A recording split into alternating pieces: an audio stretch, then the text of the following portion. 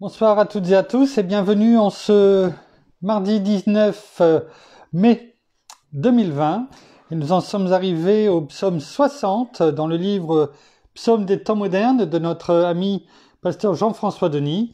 Et nous allons sans plus tarder donc prendre et regarder ensemble le psaume 60 et comment il s'intitule ce soir.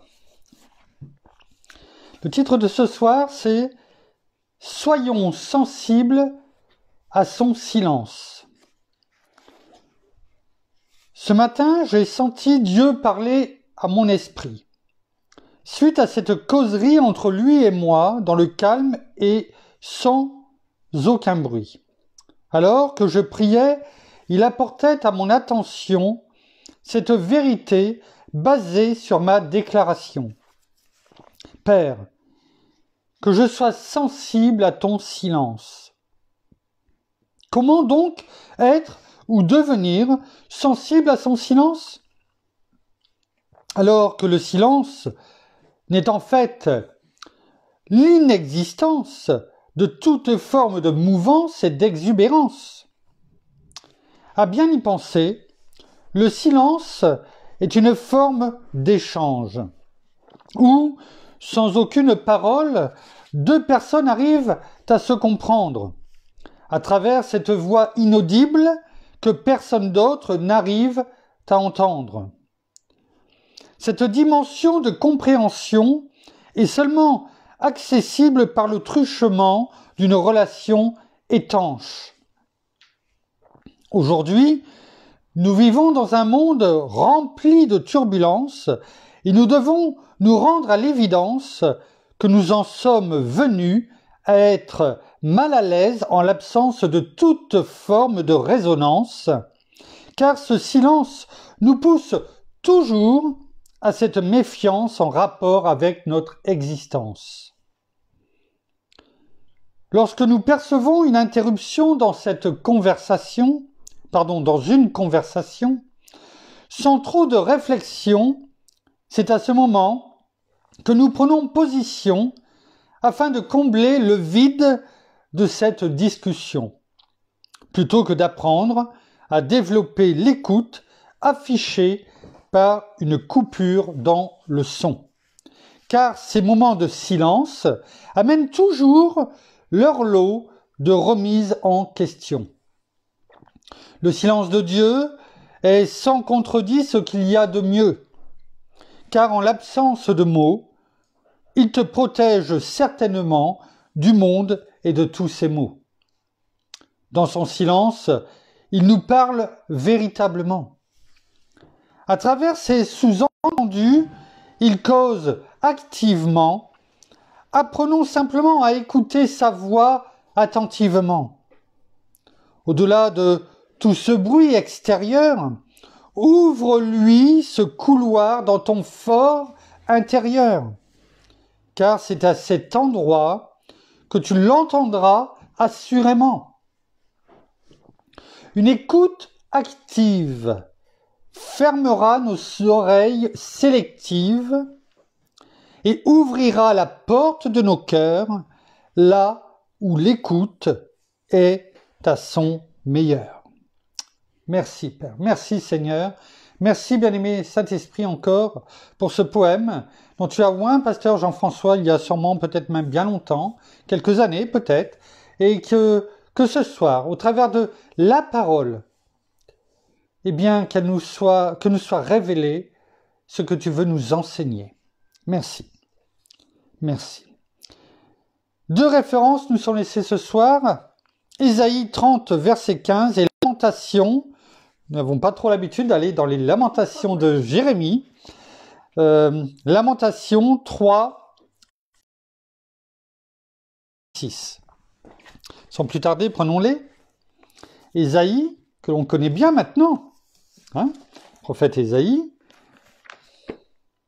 Ésaïe, chapitre 30, verset 15. Il est écrit « Car ainsi a parlé le Seigneur l'Éternel, le Saint d'Israël, c'est dans le retour à Dieu et le repos que sera votre salut.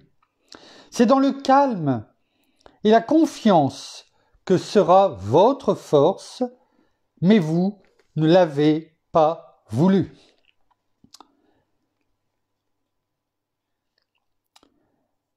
Bien sûr, Ésaïe parle aux fils rebelles d'Israël et qui se sont obstinés. Et pourtant, Dieu ne voulait qu'une chose, c'est, au travers de ce qu'il leur avait montré, de les conduire. De les conduire où? Dans le repos. Le repos, qui sera le thème de ce soir. Et malheureusement, ils se sont obstinés. Et on verra au cours de cette méditation ce que notre Père souhaitait en tout cas. Lamentation.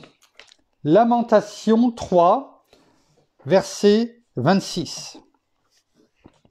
Il est bon d'attendre en silence le salut de l'Éternel. C'est-à-dire la tranquillité. Il est bon d'attendre en silence le salut de l'Éternel.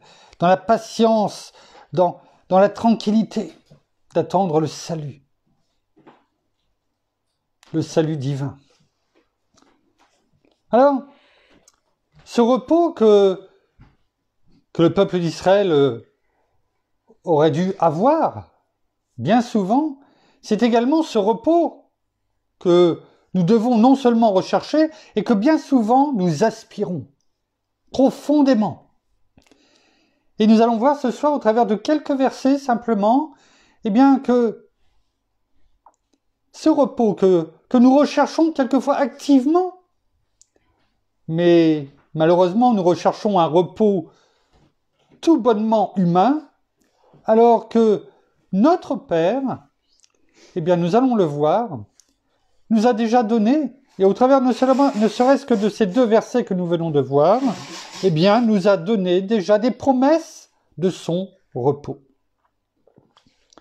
Alors, la présence divine, on a pu déjà méditer bien souvent dessus, la présence divine donne le repos.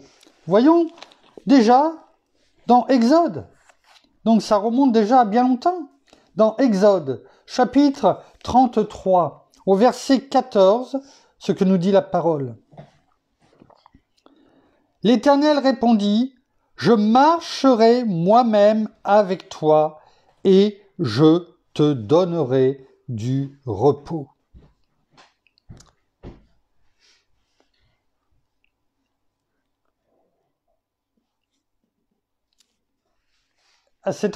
Dans ce contexte-là, c'était bien sûr au peuple d'Israël, et Dieu, l'Éternel était déjà en colère. En colère, oui, et il voulait presque même exterminer le peuple d'Israël. Ils avaient pu voir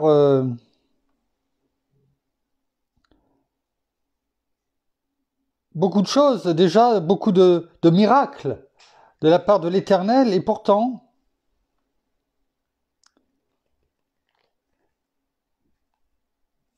le peuple s'est rebellé. Non seulement, bien sûr,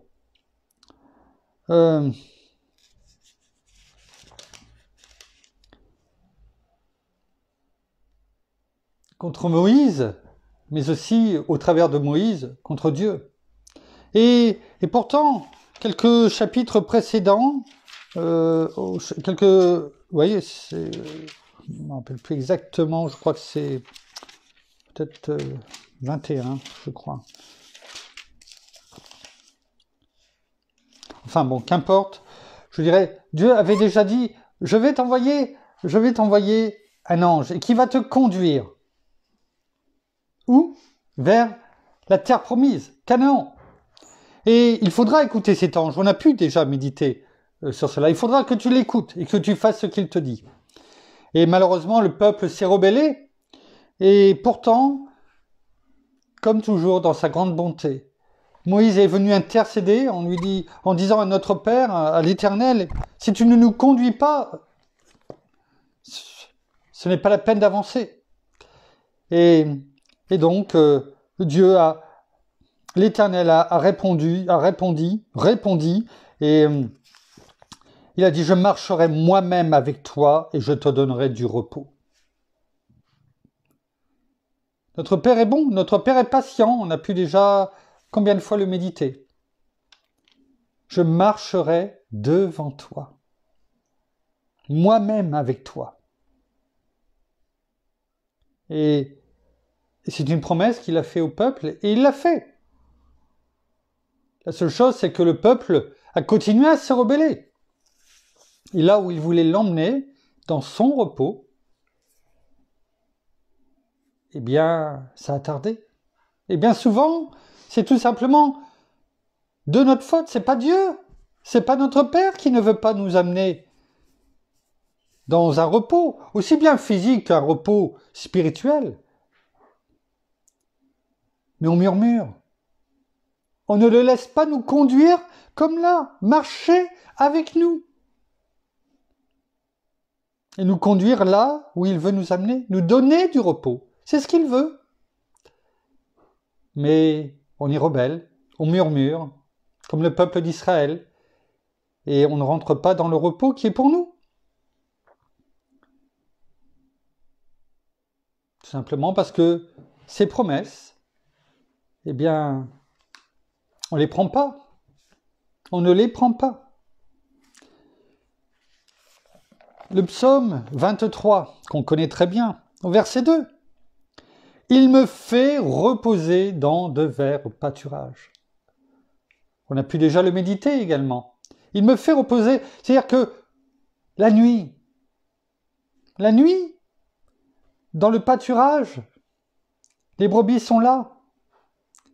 Notre Seigneur a déjà dit, je suis la porte des brebis. Il est là, il garde son troupeau. Et le matin, les brebis savent tout de suite où aller manger parce qu'il y a dans ce pâturage l'herbe grasse. Et au moment le plus chaud de la journée, il y a cette eau qui est fraîche, peut-être même avec des arbres, où notre Père met sa main pour nous apporter, comme on a pu déjà le méditer, de l'ombre. Les brebis se reposent la nuit, tranquillement. Ils savent que le lendemain, il y aura tout ce qu'il faut. C'est cela que nous devons aussi avoir. Il ne suffit pas de le répéter tous les jours, ce psaume. Il faut aussi le mettre en pratique. Le repos. Le repos recherché bien souvent en vain pour échapper aux problèmes. Bien souvent, pour échapper aux problèmes, on recherche le repos.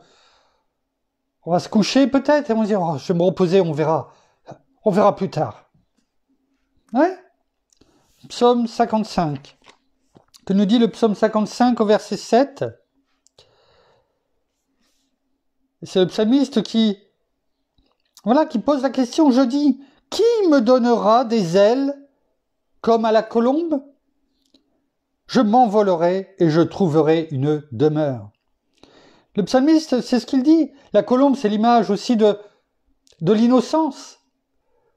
Donc, quelquefois, de l'innocent qui est attaqué, qui est frappé, l'ennemi qui vient le chercher. Alors, quand je dis l'ennemi, c'est aussi bien les hommes de ce monde qui sont contre lui, parce qu'il est enfant de Dieu. Et je m'envolerai, je trouverai une demeure. Je m'envolerai. C'est l'image de la colombe tout de suite de ses ailes rapides, qui s'envole et qui part à la recherche de sa demeure. Bien souvent, la colombe ne vole pas toute seule, ils sont toujours par deux. L'image aussi du couple. Oui, un couple peut être attaqué. Et il a peut-être besoin aussi de ce repos. Cherchons ce repos, tout simplement là où il nous attend, à l'abri du Très-Haut. Celui qui habite à l'abri du Très-Haut repose à l'ombre du Tout-Puissant. Il nous donne son repos sous ses ailes. Il nous abrite. Il est là, il nous attend. Le vrai repos, comme on vient de le dire, se trouve en Dieu. En Dieu. Le psaume 116. Que nous dit le psaume 116 au verset 7. Mon âme, retourne à ton repos, car l'Éternel t'a fait du bien. Mon âme, retourne à ton repos. Combien de fois on a pu expérimenter les bienfaits de Dieu pour nous, pour notre âme? Il nous a sortis de difficultés comme les apôtres dans les 12 dans la tempête. Combien de fois il nous a sortis de nos tempêtes pour nous faire entrer dans un repos, un calme.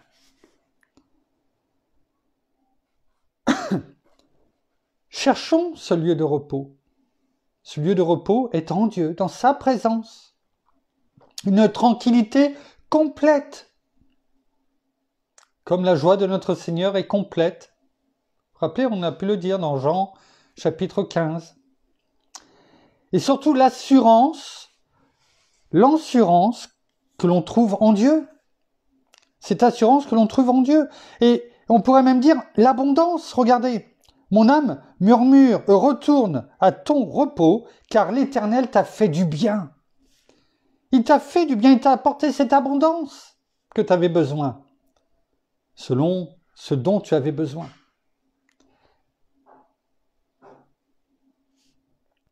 Laissons notre âme retourner à l'Éternel, le chercher. N'oublions pas que c'est lui qui nous a créés. Et notre âme le reconnaît bien.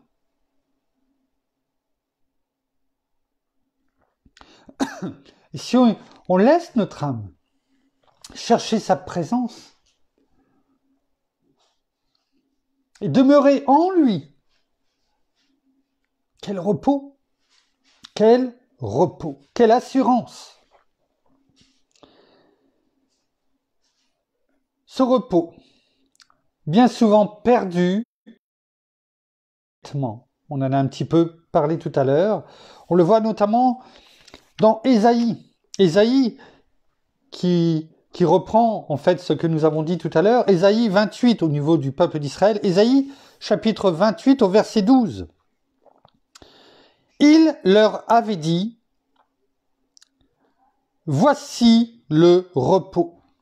Laissez reposer celui qui est fatigué. Voici la trêve. Mais ils n'ont pas voulu écouter.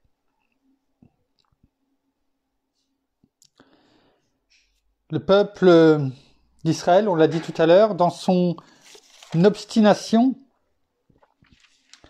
et là c'est une prophétie sur Israël et sur Juda, le royaume de Juda et d'Israël bien entendu, et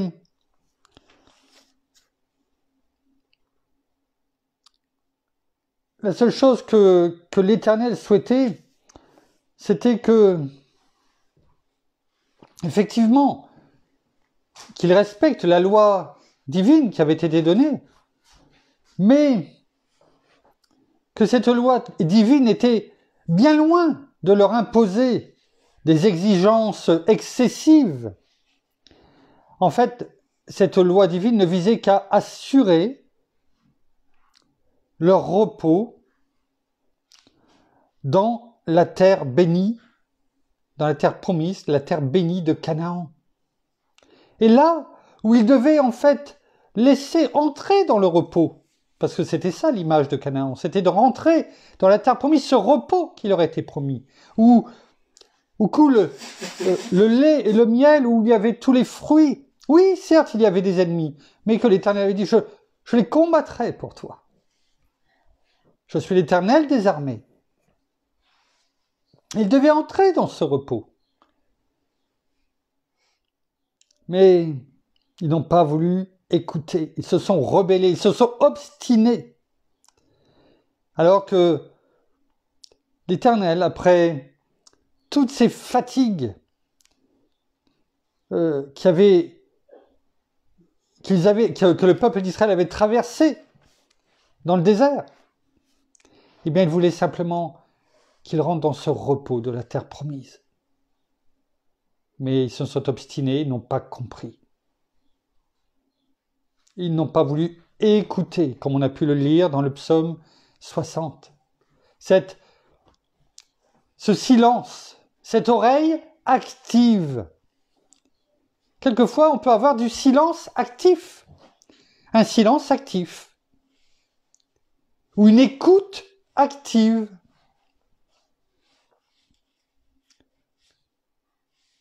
Je l'ai déjà dit, on a 2 oreilles, c'est aussi pour qu'on écoute 2 fois plus que ce que l'on parle.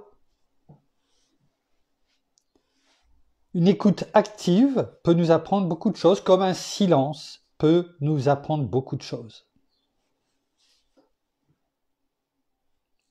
Mais bien souvent, beaucoup de personnes n'aiment pas le silence. Et quand c'est trop silencieux, je prends l'exemple par exemple la table, eh bien, il y en a toujours qui veulent rompre ce silence. Parce que ils n'aiment pas ça. Ça leur fait peur, peut-être, de quelque chose, quoi, j'en sais rien. Mais quelquefois, ce silence est bon.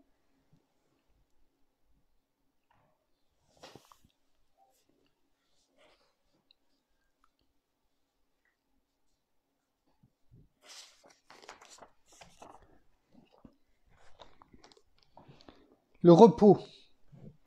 Ce repos trouvé au service de Christ. Si l'on sert, on l'a pu déjà le méditer, si l'on sert notre Seigneur, selon les œuvres qu'il nous a demandées, qui nous sont demandées, qui ont été préparées d'avance, et si on décide d'œuvrer pour notre Seigneur, eh bien, on trouve ce repos. On le voit dans Matthieu 11. Matthieu 11, versets 28-29, c'est notre Seigneur, Jésus lui-même, qui parle. Et on le connaît bien, ces 2 versets, on les connaît bien. Venez à moi, vous tous qui êtes fatigués et chargés, et je vous donnerai du repos. Prenez mon joug sur vous et recevez mes instructions, car je suis doux et humble de cœur, et vous trouverez du repos pour vos âmes. Par rapport à ce qu'on a dit déjà depuis tout à l'heure, on voit là, dans 2 versets 28 et 29, ce que notre Seigneur nous dit. Alors déjà, premièrement, il y a une douce et précieuse invitation.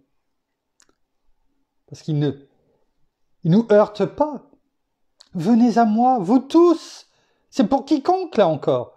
C'est universel. Tout le monde peut venir. Vous tous qui êtes fatigués et chargés. C'est doux. C'est aimable. C'est précieux ce qu'il nous demande. Venez, venez, je vais me charger de vous. Je vais vous donner du repos. Elle nous est offerte, en plus, cette grâce nous est offerte sans autre condition, et on le voit, la seule condition qui nous est, entre guillemets, imposée dans ces versets, c'est celle de se sentir fatigué et chargé. Tout simplement. Venez à moi, vous tous qui êtes, pas qui seraient, ou qui ont été, qui êtes fatigués et chargés. Ce qui fait que chaque jour,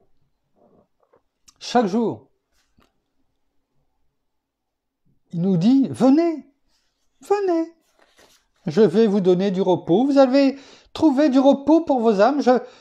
Prenez mon joug, laissez-moi vous conduire. C'est ça le joug, on l'a déjà médité. Rappelez-vous, c'est mis sur 2 bœufs.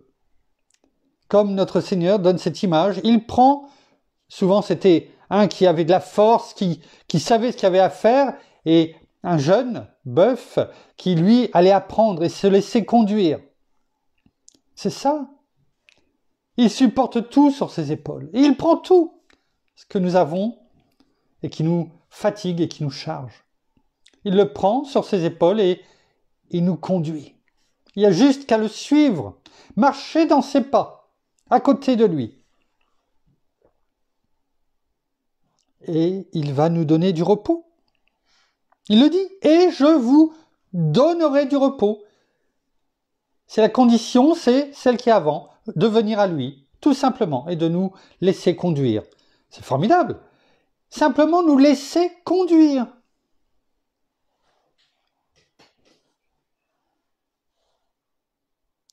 Et il nous donnera du repos pour nos âmes. Plus de fatigue. Le poids enlevé. C'est lui qui porte tout. Voilà le vrai repos.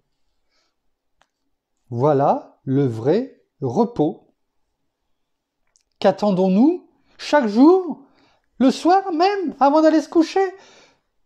S'il y a des choses qui nous fatiguent de la journée, ou qu'importe le domaine, et on est chargé, fatigué, retenons Matthieu 11, 28 à 30. Retenons-le, apprenons-le par cœur et venons tout simplement le déclarer et le proclamer, parce que c'est une promesse qu'il nous donne. Et partant de là, s'il nous donne une promesse, on n'a même pas besoin de lui demander ce sommeil réparateur. Parce qu'on lui a tout remis et il nous le donne, ce repos. Spirituel comme physique. Vous comprenez? Ce repos doit être reçu par la foi. Dans Hébreux, chapitre 4, verset 3, on l'a médité il n'y a pas si longtemps que ça, et on l'a médité en parlant de la foi, donc je ne vais pas reparler de ceci, on va quand même le lire. Hébreux 4, verset 3. Pour nous qui avons cru, nous entrons dans le repos dont il est dit, j'ai donc juré dans ma colère, ils n'entreront certainement pas dans mon repos, en parlant du peuple d'Israël dans le désert. Les œuvres de Dieu étaient cependant faites depuis la fondation du monde. C'était le but, on en a parlé tout à l'heure, c'était l'objectif. Ils devaient rentrer dans la terre promise, Canaan, qui était synonyme de repos. Et ils ont erré pendant 40 ans et ils n'ont rien eu comme repos. Cette génération n'a pas connu ce repos. Mais il est dit, et c'est ça qui est important, pour nous qui avons cru. Pour nous qui avons cru. C'est-à-dire par la foi, nous l'avons cru. Nous avons cru tout ce que nous venons de dire jusque maintenant. Sans compter les méditations précédentes. Nous entrons dans le repos dont il est dit, etc., etc. J'ai donc juré. On entre dans son repos. Le repos définitif, on va dire, sera lorsqu'il reviendra, notre Seigneur. Mais si nous nous confions en lui, nous entrons dans son repos. Comme la vie éternelle est déjà pour nous aujourd'hui. Oui, on la vivra demain, certes, mais elle est pour nous aujourd'hui. Et déjà aujourd'hui, nous pouvons avoir cette vision, cette conviction de l'éternité. Et ça fait du bien. Parce qu'on n'est pas là à se poser la question, comme beaucoup, qu'est-ce qui va se passer après ? Demain, comment ça va être? Et ça nous permet de vivre de façon différente notre vie présente. C'est ça, la foi. Et c'est la même chose pour le repos. Par la foi. Car sans la foi, nous ne pouvons lui être agréables. Cette foi qui nous est donnée par grâce, par le moyen de la foi. Le repos. Le repos est éternel. On le voit dans Apocalypse, chapitre 14, au verset 13.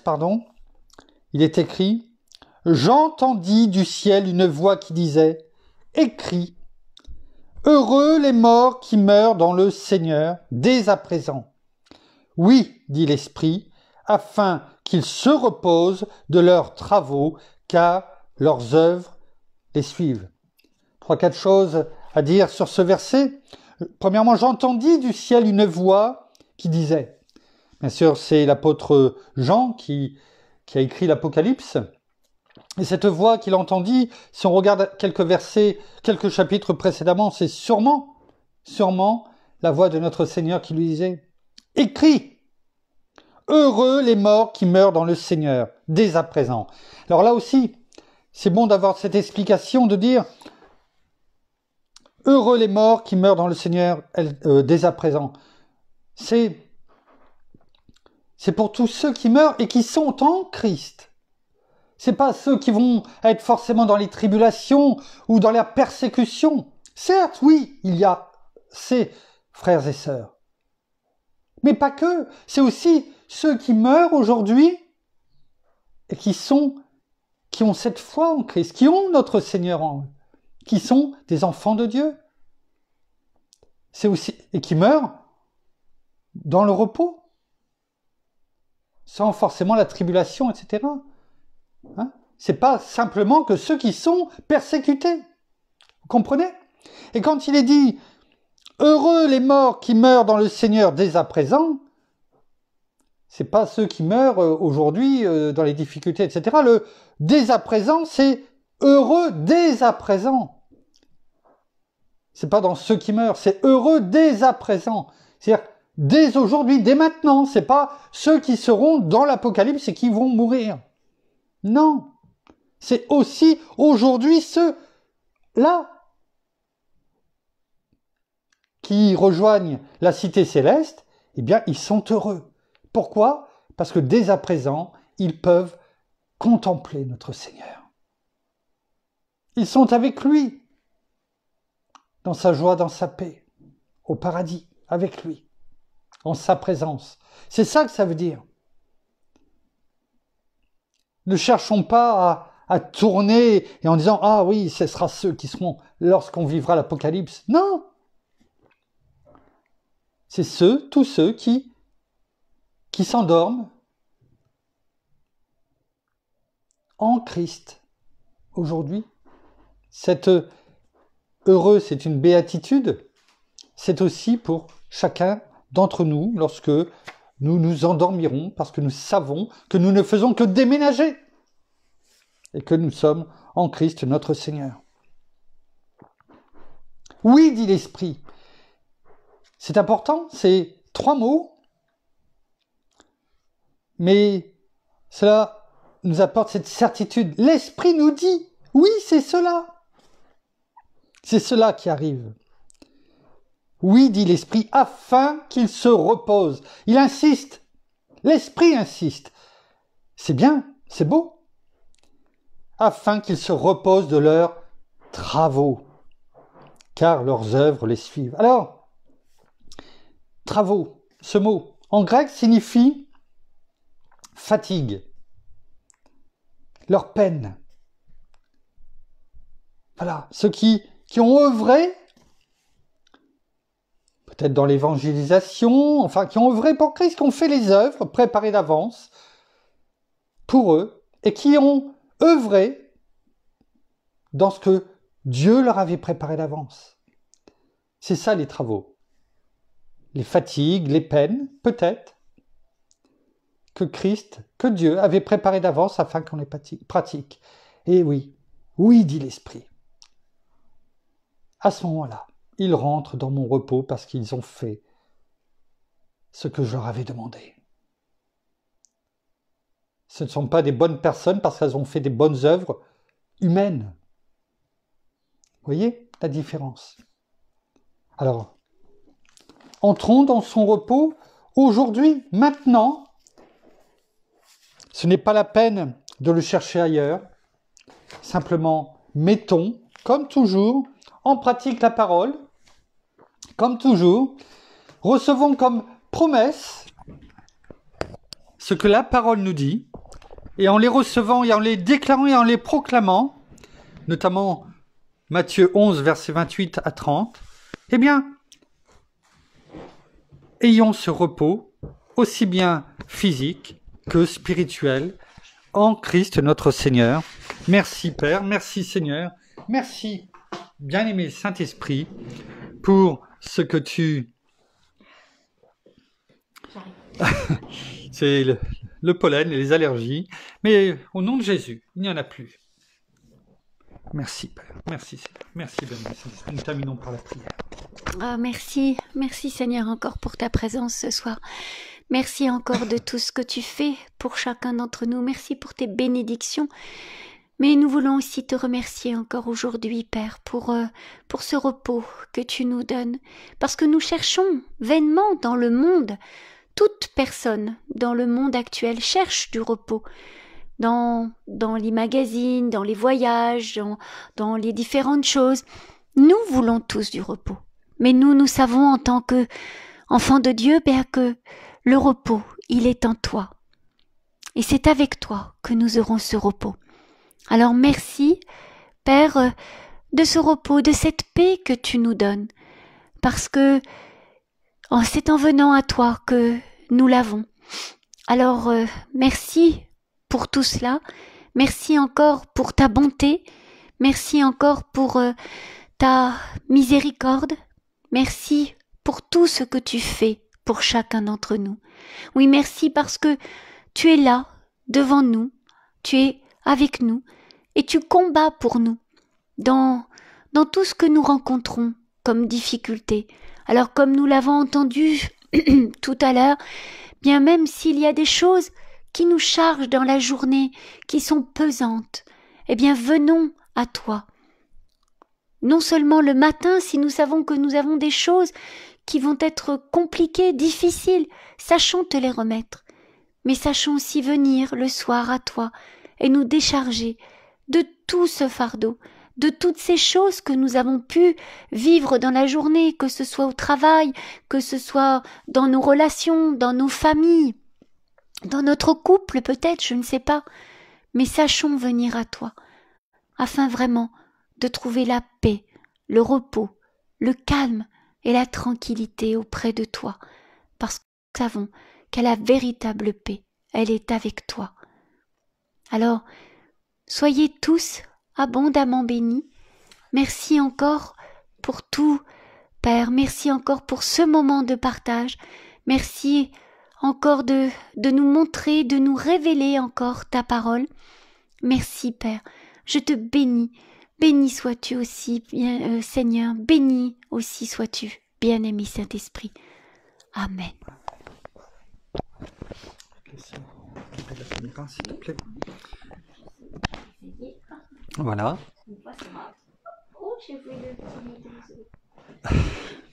Voilà, donc ainsi s'achève sur ces quelques paroles. Eh bien donc, comment dirais-je, la méditation de ce soir. Nous vous bénissons abondamment, nous vous aimons et nous vous donnons rendez-vous demain au même endroit à la même heure. Passez une très bonne soirée, bon appétit pour ceux qui n'ont pas mangé et un bonjour amical à nos amis du Canada. À demain, au revoir. Oui, je sais ce que je voulais.